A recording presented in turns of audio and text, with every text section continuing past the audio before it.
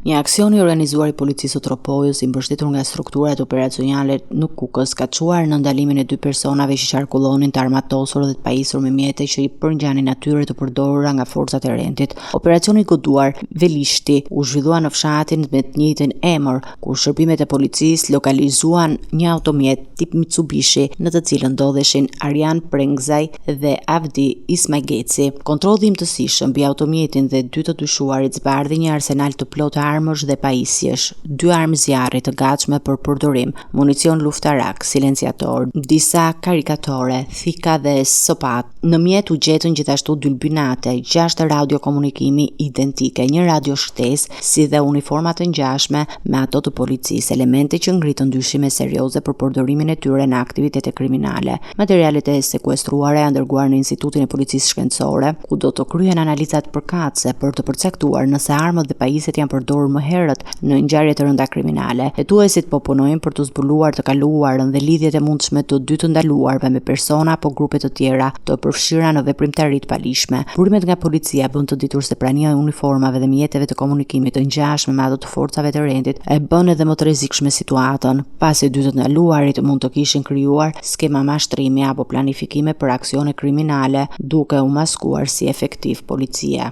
Ndërkohë, ndaj tyre është ngritur procedim penal për armbajtje pa leje dhe prodhim dhe mbajtje të pa autorizuar të uniformave policore. Gjykata pritet të vendosë masën e sigurisë në ditët në vijim, ndërsa hetimet vazhdojnë për të zbardhur tërësisht veprimtarinë e tyre dhe për të identifikuar të tjerë persona të përfshirë.